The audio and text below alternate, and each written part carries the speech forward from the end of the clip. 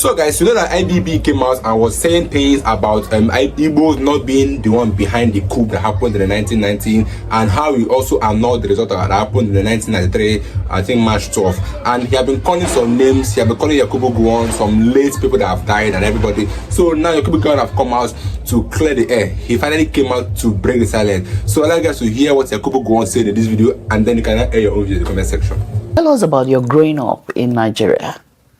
Well, you know, as a young man, went to school in a village called Wusasa, a church missionary station, place called Wusasa in Zaria, and of course went to school, at the mission school, and then to a government secondary school, federal government, northern government secondary school, now called Barewa.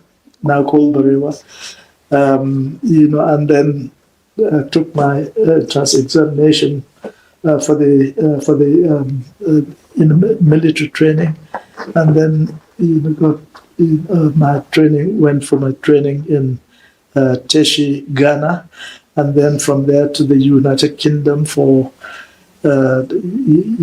for further training, and then back to the headquarters. And at that time, when Nigerianizing the officer of the Nigerian army, and I was posted appointed as adjutant general of the Nigerian army. Well, that is, you are the principal staff officer. Okay. Dealing with administration, discipline, and promotion, etc. Okay. Under the colonial. Yes, and then Ojukwu was we were promoted the same time with Ojukwu. Are you serious? Ojukwu, he as a quartermaster general, okay. And David Ejo led the governor, former governor of the Midwest. He was the GSO1. After that course, I came back, and then within 36 hours of my arrival, yes, a coup took place, and all my colleagues, that we came from the same school. Malari, Kuru Mohammed, Abogo Larigema, Yakubu Pan, and were all killed. And not one senior officer at the time, a colleague of mine who was the same set, an Igbo officer, he too was killed. Arthur Onegbe, he too was killed. I was the last one standing. So that was how the military came into power. Now, can you give us the events that led to your becoming the head of states at the age of 31? After the first that coup, and things were back to order. A lot of problems in the country, riots here and killings here. And Iransi was trying to get all the traditional rulers to have a meeting in Ibadan. The crisis got to the stage whereby Iransi was kidnapped, taken by some young officers, and even though instruction was given that they should he must be kept safe, and moved to safety. That instruction was not obeyed by these young officers, and the next thing that I received report that he was killed, etc. And so for the next 2-3 days, there was nobody in charge. Was a vacuum. There was a vacuum. And so it got to the time when even the civil servants, senior civil servants in Lagos, they want from at least somebody to give the command. Unfortunately, the chief of staff, then Brigadier Ogundipe, Brigadier General Ogundipe, was not able, to take control, because I think he had organized some soldiers, to go and either discipline, what was happening in Ikeja. And unfortunately, as a result of that, all other officers refused to take his command. Okay. So I had to go to Ikeja to try and sort out things. And when I went there, yes, true enough, they had to sort of accept my command. They said at that time they're not accepting any instruction from anyone else other than myself at that time. So, well, I was not honestly keen, and I remembered saying, well, if any of you junior ones want to do it, I want you can take it, but leave me. I want to sort of take charge of the army to restore the discipline, loyalty of the Nigerian army that I was in charge of as Adjutant General of the Nigerian army. I offered it to even the junior ones. However, on second thought later on, I said, I can now see.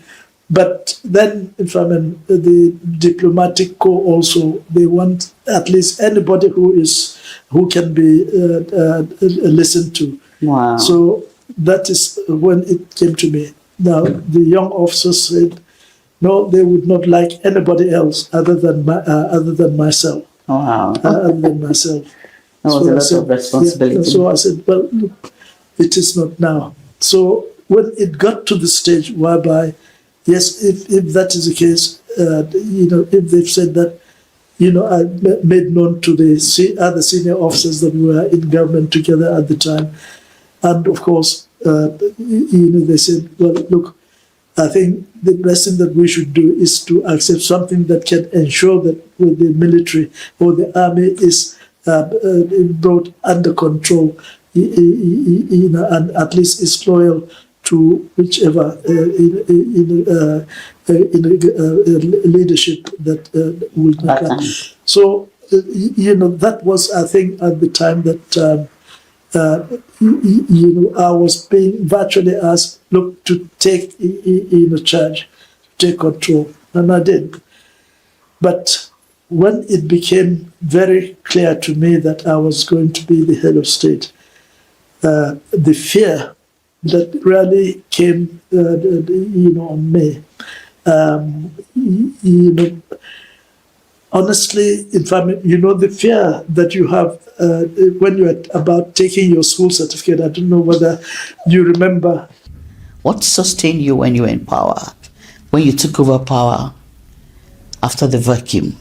Well, so in the end, what I had to do was that I asked, when it became abundantly clear that I cannot get away from it, I asked everybody to leave the room, and I went down on my knee and prayed to God that at least God knows that it is not my wish, my intention, that this should happen. But right the way through, He has seen me through. So I prayed to God to give me the courage, of David and the wisdom of Solomon, to be able to do the right thing for the country, for the people, and for our nation. And honestly, I must admit, after that prayer, I said, show me the way to do it. You got your confidence. My confidence returned. And I know that I cannot do it. I have not been in government. I know, yes, in the army, I know what to do. I can give various instructions. But what I needed now to do was to get the cooperation of other people outside even the army. And of course, since there are no politicians for me to discuss with or work with, At least there is the civil servants. Okay. The civil servants, in Nigeria, and of course, a number of them have been my permanent secretary, Ministry of Defense. And of course, some of them we had worked with, at various conferences, meeting, to discuss, the independence celebrations, at that time. Wow.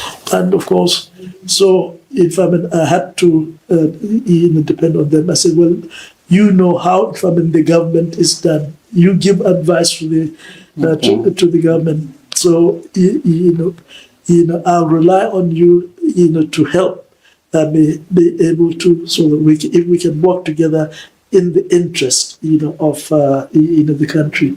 You truly are a man of history. Now let's come to the Civil War. You led the Civil War.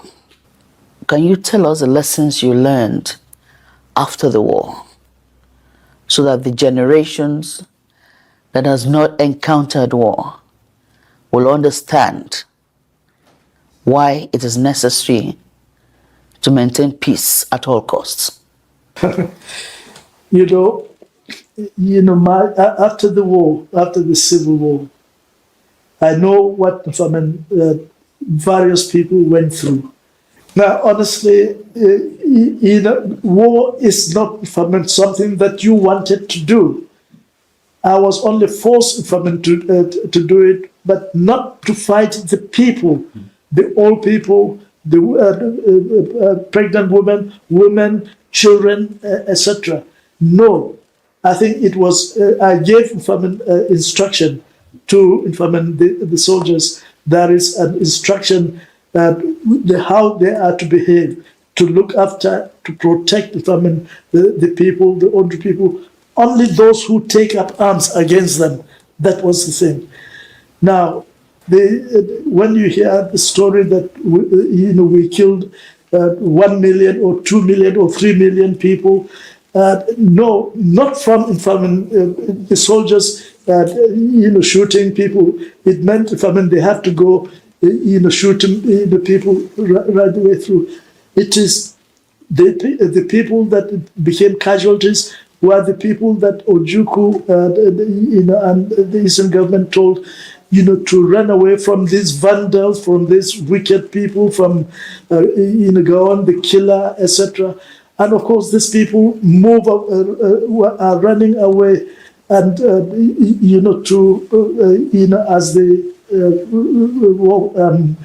area contracted because of our movement. And of course, I think most of people really died of either hunger, diseases, etc. Not really from the federal troops, shooting and killing people indiscriminately. It is only those who, took up arms, against. And at the end of the war, I said, and I prayed to God that Nigeria should never again go through experience, this sort of carnage. So do you think the Igbos have been rehabilitated, reintegrated, and reconciled to Nigeria properly? During the Civil War, a lot of the, or before the Civil War, a lot of the Igbo people had to leave, the country. But it is not the federal government that moved them out. It was a call from Ojukwu himself that all Easterners should leave. All Easterners should live in all parts of the country, and because he was thinking or planning for probably secession at the time, and so a lot of people, left, had to leave because of that, of that call.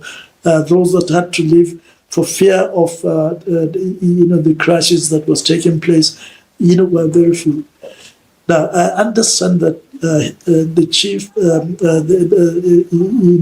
Otumba Balogun had, a neighbor, next to him who left, who was staying next to him, Vice President Ekweme, and so he had to look after his house and even rented it for him, etc. And at the end of the Civil War, when I asked that we should adopt our 3 R's. Reconciliation, rehabilitation, and reconstruction. But there is also another R, reintegration. Reintegration, even though that can be included in the rehabilitation in a program. But reintegration. But how about we call it 3 R's? Now, I understand that what he did in fulfillment of that policy, which, Ekweme returned to Lagos, and, then, his friend, the Tumba, said, well, here is your house. He has renovated it. He had rented it, to people. So he gave him back his house and all the money, the rent that he had collected. Honestly, that was one of the greatest things that helped, to fulfill our program, our effort to try to, bring the country together again, etc. So he played his part, as a Yoruba man, as from, from the West, and as a Nigerian that are called to do whatever we can in order to ensure that we're able to come back together again as a people and build a better nation. Now, that sort of thing also happened, I can assure you, in all parts of the country, in Kano, in Jos, in Zaria, in Kaduna, and in various parts of the country. A lot of the Igbo people left almost immediately as soon as the war was over.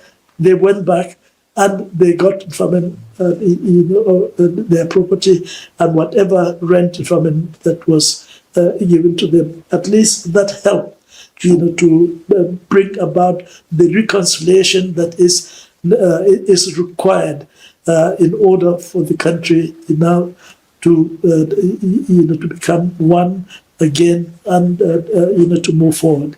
You are the initiator of the National Youth Service Corps.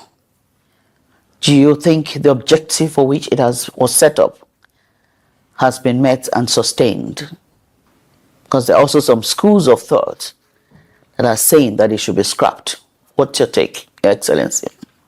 Now, I can tell you this, that they are very, very happy with it, and the improvement in the scheme from the way when it started during our time, but what they have now, the youth corps have done to all the states, states and local governments throughout the country, the improvement that they've made and the reputation they've had from people. I can assure you, today the improvement of the youth corps service is so much that it is the youth corps themselves that are saying, yes, please let it continue. Let it continue, because it is giving us even new adventure. The whole idea was for the young people to know their country, Those who live in Lagos, send them to either Maiduguri or to Sokoto. Those from Sokoto, send them to Calabar or to Port Harcourt, so that they can learn how to swim. That really helped our young people to know themselves, and they will grow as knowing themselves as Nigerians, not just part of their own particular area where they came from. So, I can assure you, that idea is a good idea, and to help the youth. And to me, anything that can do that, so that because they would be the future of your country. Your Excellency, of all your legacies, which is the closest to your heart? I think, that I was able to keep the country together. Okay. And then, to ensure, we had the opportunity to really move this country beyond what it is before return to democracy. But we had, a plan, economic plan that would have taken this country beyond. Honestly, we are at the stage of even beginning to industrialize. Yes. After the Civil War, the development plan we had, that was for reconstruction to help. So guys, the fun fact is that nobody even wants to come out and admit that they are wrong. Everybody is coming out to give an excuse or to call out names. Because Ibrahim have also come out to call out many names. He called out Yakubu Gowon, he called out even those that have died, and because those people cannot even come out and say anything again. But why are they now coming? My own issue is that why are they coming out now to say some things? They took them how many years? Do you know how many lives that were lost in that Biafra war? About 3 million Igbo lives were lost, and all this is what he could just tell us. I keep on saying it. Nobody wants to take accountable or want to be accountable of what they've done, and that's what the issue we have in Nigeria. We don't have accountable leaders, those that can be accountable of their actions. We all have those that want to push blames. Like Tinubu is pushing blames to Buhari's administration. That's the reason why we are suffering, because the administration kept us in this mess. Then why are you not in the seat? You're in the seat to make your own tenure better. It's as if having a next leader coming out to blame Tinubu's regime, that Tinubu's administration was poor and everything, they had poor policies. This is only what you get in Nigeria as leaders. Only those that come out to give excuses, to blame others for their own actions. You are a leader for them to take action. So anything that happens in your administration or your tenure, you should be able to be accountable for it, not just coming to push some blames and blame those people that are bored. Why is Babangida blaming those that are dead? And it will only cause more reactions, because people are saying, is it because those people are not alive for them to speak for themselves? Is that why they are pushing blames to the dead? Because that's the only thing I've seen that they are doing. They are always blaming the people that are dead, not knowing that because those people cannot defend themselves, because they are no more here to say no, it's a lie or everything. Because now Babangida was calling out Yakubu Gowon, and Yakubu Gowon have also come out to say some things on his own. So this is what is meant to happen if those people are still alive. But I don't know what else this government or this Nigeria is possible again, because everything is just looking as if it has scattered from the roots. But I like guys to hear your views in the comment section. I'll be seeing you guys in my next video. Don't forget to subscribe. Stay tuned, guys.